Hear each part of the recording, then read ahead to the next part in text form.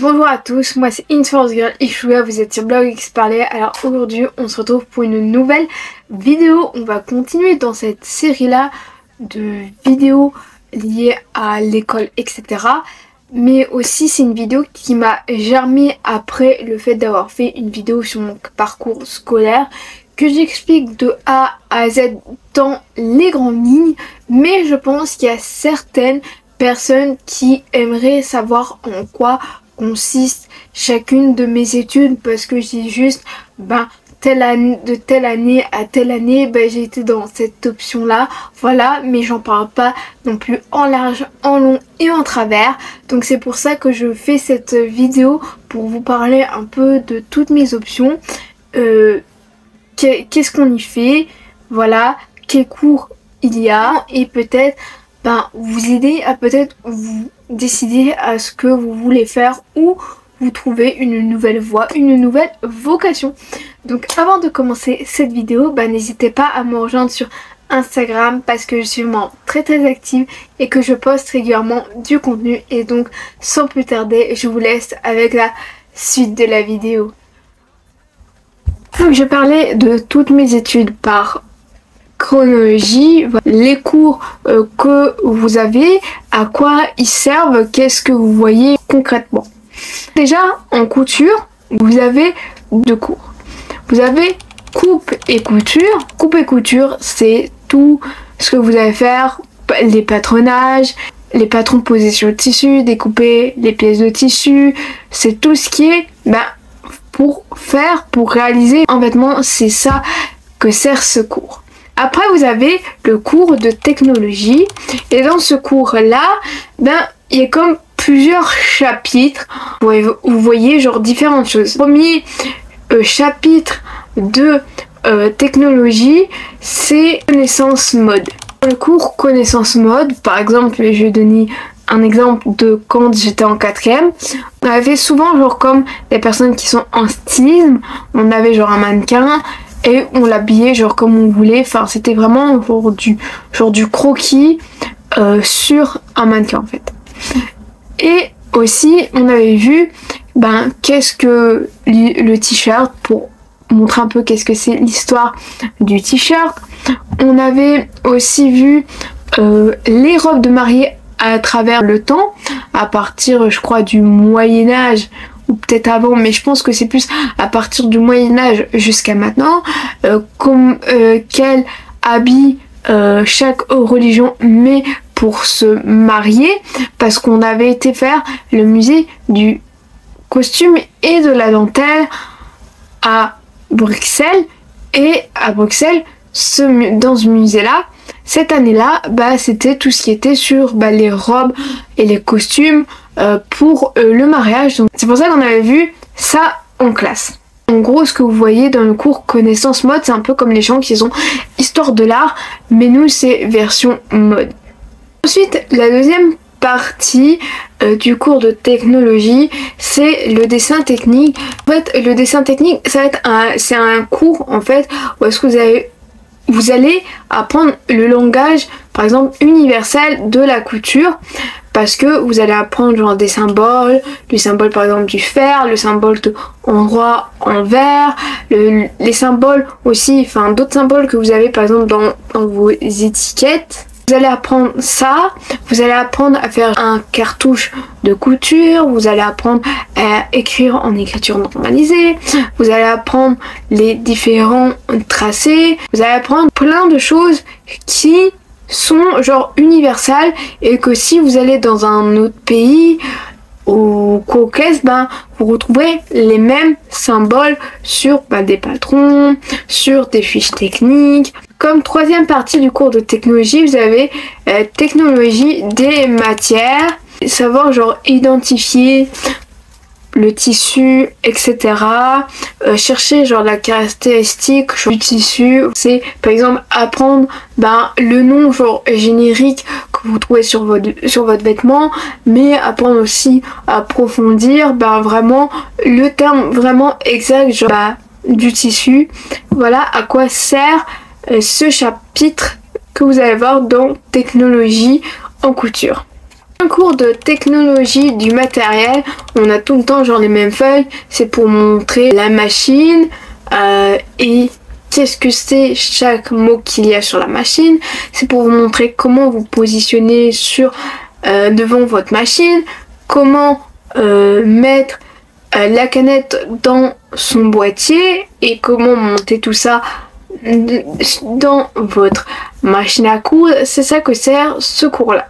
Alors bien sûr, comme à Noël, à juin, en 3 et 4, vous avez des examens. Alors en troisième, on avait fait un tour du cou pour l'hiver, comme une écharpe, ça qu'en fait c'est en tube. Après, en juin, on fait des vêtements. Je crois que la première année c'était des robes. Je sais plus, il y a une année on avait fait des robes et l'autre année on avait fait un ensemble de un haut plus une jupe ou un pantalon, je ne sais plus. Mais cet examen-là, coupe et couture en juin, en 3 et 4, ça se passe pendant les heures de cours. Pas ce qui va vous arriver quand vous allez passer en 5 et 6 agents qualifiés en confection. En 4e, à Noël, on avait fait des porte-cartes parce que notre nouveau réfectoire allait être fait et au moins comme ça, on pouvait avoir une pochette avec notre carte glissée à l'intérieur. Et je trouvais ça franchement sympa parce que c'est vraiment un tuto genre facile et facilement faisable et facile à être reproduit. Ensuite, en 5 et 6 agents qualifiés en confection, bien sûr vous avez un examen à Noël et aussi en juin. En 5e, on avait fait un petit veston pour enfants, on avait fait ça. Et en juin, pareil en 5e et en 6e, c'est qu'on a pendant 2 semaines que couture. Pendant 2 semaines, on n'a plus de cours généraux. On travaille en fait sur notre examen.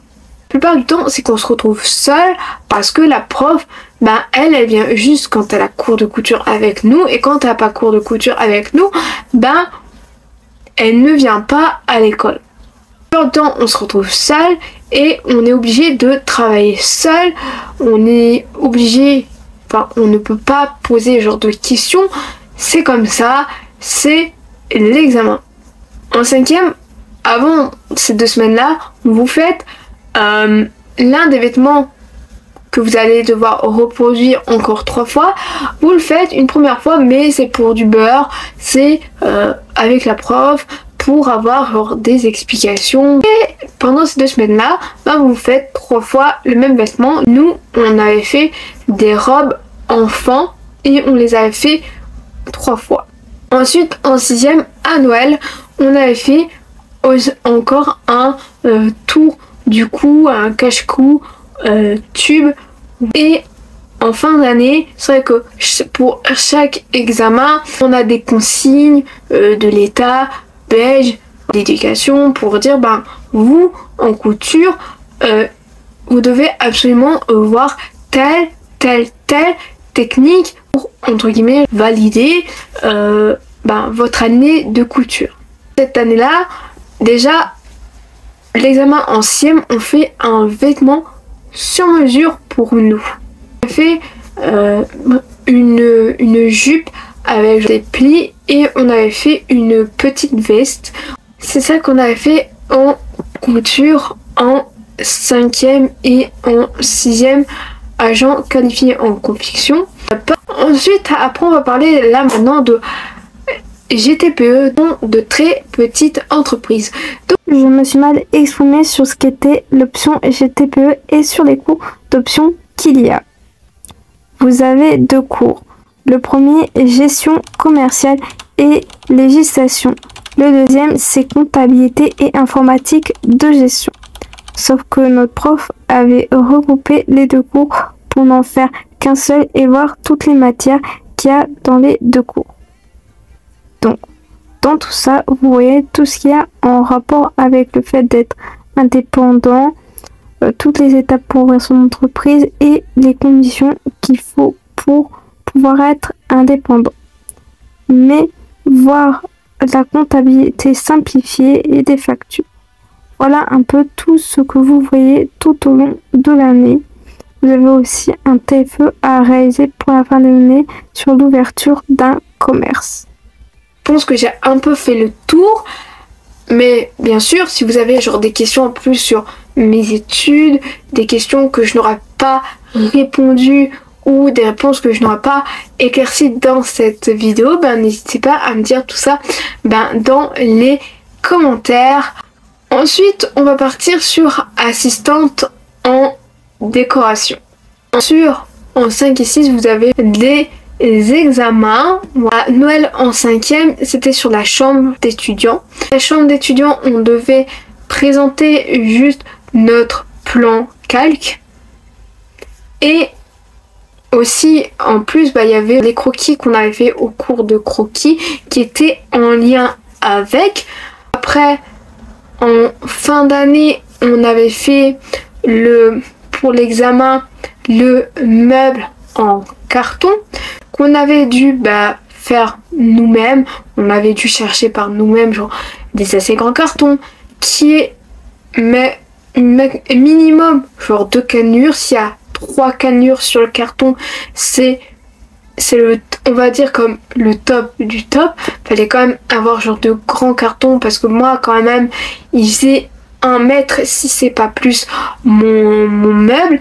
Et en plus, donc, je suis quand même fière de mon meuble. Bon, bien sûr, je le dis pas, mais en fait, c'est qu'à chaque examen, vous devez quand même faire un plan calque et un plan millimétré. Même si c'est le plan calque que les profs reprennent et que normalement, c'est celui-là que vous montrez, vous présentez. Et aussi, vous devez à chaque fois présenter vos croquis qui ont un lien avec.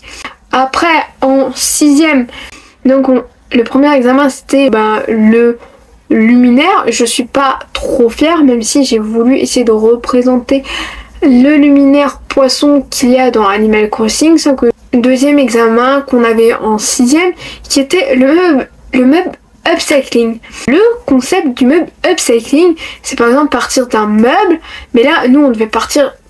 La consigne était de 2 meubles, c'est partir d'un meuble ou de 2 meubles ou de plusieurs meubles et avec ces meubles là refaire un nouveau meuble qui n'a pas la fonction du meuble que vous avez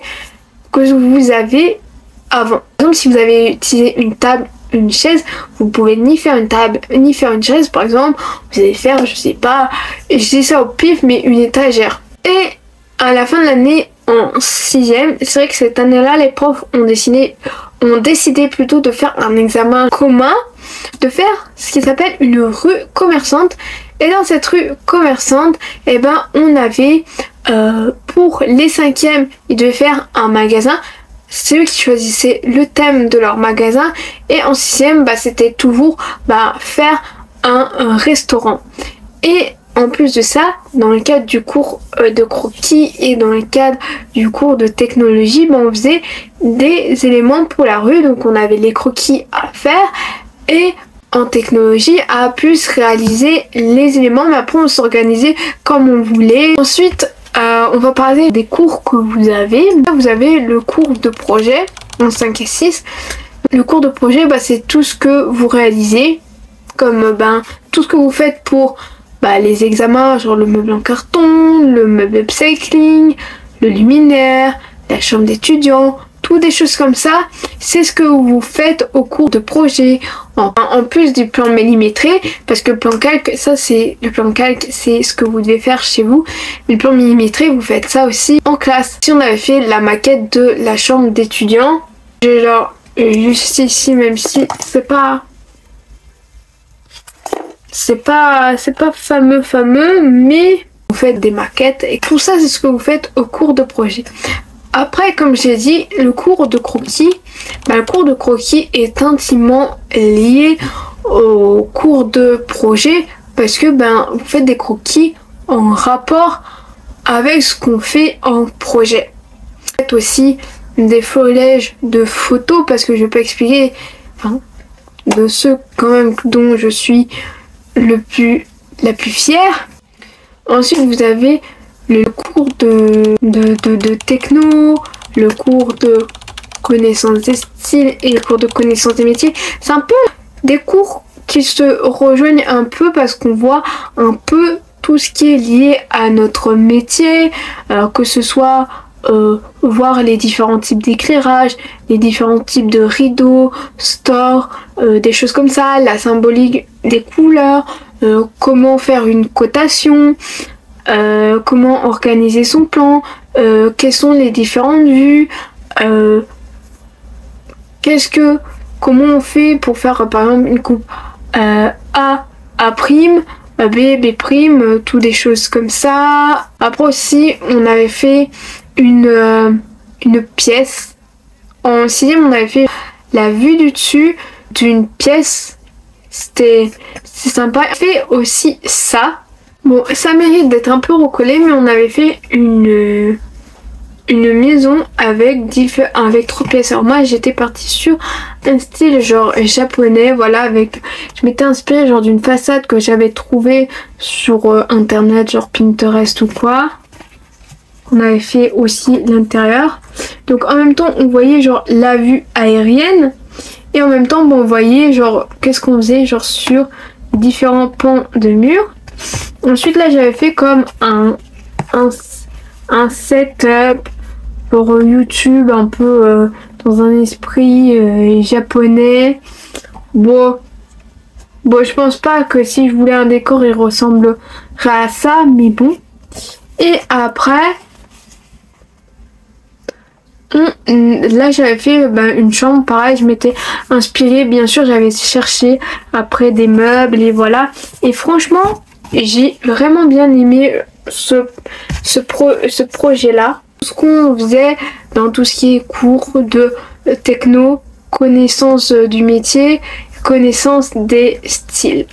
Ensuite, on avait 2 cours où est-ce qu'on allait sur les ordi. On avait cours de graphisme et on avait un autre cours, mais alors je ne sais plus comment il s'appelle. Mais en 5e, ma classe pourra vous le dire, ne pourra pas me contredire sur ça, c'est qu'on faisait tout plein de choses mais qui n'avaient rien à voir avec le fait d'être en assistante en décoration.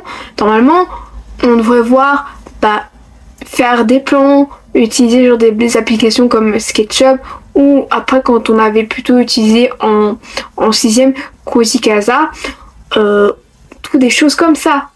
Faire des plans, des aménagements qui pourraient peut-être nous servir en lien par exemple avec notre chambre d'étudiant, tout ça. En 5e, c'était en fait on faisait tout ce que les infographistes faisaient au cours avec ce prof là, parce qu'il y a la section infographie dans l'école. Mais en 6e, vu qu'on avait une prof spécifique pour graphisme, et notre prof de graphisme c'était aussi notre prof de projet, et l'autre prof qu'on avait pour l'autre cours, je sais plus comment il s'appelle, et on allait là-bas aux ordinateurs. Dans le cours de graphisme, on avait fait une affiche pour notre luminaire. Moi je la trouvais genre hyper belle, mais après on avait fait aussi le logo plus le menu de notre restaurant pour nous qui sommes en 6e, et les 5e, eux c'était le logo de leur magasin plus un flyer de leur magasin. C'est ça qu'on faisait au cours de graphisme. Après dans l'autre cours en 6e, et là on faisait beaucoup de plans sur une application qui s'appelle Cozy Casa parce que c'est gratuit, facile d'utilisation. Après c'est sûr que ça n'a rien à voir avec SketchUp, mais c'était franchement cool tous les projets qu'on a fait cette année-là dans ce cours-là. C'est tous les cours qu'on avait. Maintenant, nous allons passer à étalagiste. En étalage, vous avez certains cours que vous avez déjà eu en 5 et 6 assistantes en décoration, mais il y a des cours qu'on a enlevés. On a cours de croquis, et cours de croquis, toujours liés au cours de projet. Le premier thème des croquis qu'on avait dû faire en 7e, c'était une façade qui change au fil des saisons, Parce qu'au final, ces croquis devaient se mettre sur notre premier examen qui est le site internet. Les deuxièmes croquis qu'on avait dû faire, c'était des croquis en rapport avec notre examen qui est sur le lieu de stage. Et pour finir, le dernier examen, les derniers croquis étaient en lien avec notre dernier examen, c'était par rapport à l'agence de voyage. Déjà, il y avait un critère qui était incontournable, c'était le critère de l'architecture, et après elle nous avait proposé une liste, et parmi cette liste là on devait encore choisir 2 autres catégories pour les autres feuilles qu'on devait faire pour faire des croquis. Les croquis étaient toujours en lien avec les examens qu'on avait principalement dans le cours de projet. Après là, c'est qu'on avait 2 profs de projet où est-ce qu'on faisait des choses totalement différentes. Avec une, on faisait beaucoup d'étalages qu'après on allait les faire en extérieur ou dans l'école. On faisait beaucoup plus pour chaque fête un étalage, ou pour chaque saison un étalage en rapport avec la saison. Ensuite, avec cours de technologie, on voyait plein de trucs, par exemple la manutention. On voyait même des trucs qu'on se disait mais pourquoi on voit ça alors qu'on connaît déjà ça, ou qu'on a déjà vu ça par exemple dans des cours de sciences. On avait après cours d'insertion à la vie professionnelle. Là, il y a pas de feuille, mais c'est un cours où est-ce que il y a des moments quand on va faire un étalage par exemple dans l'école ou à l'extérieur de l'école, c'est ça le cours d'insertion à la vie professionnelle.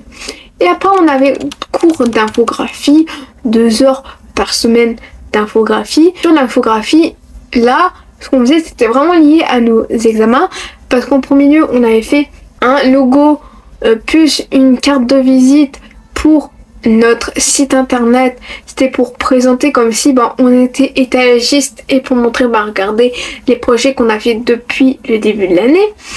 Ensuite, en janvier jusqu'à avril, mai, quelque part par là, on avait fait un projet genre comme secondaire, parce que elle savait pas trop quoi nous faire, et on avait fait le logo, on avait fait chacun un projet sur Photoshop, pour un peu apprendre à détourer.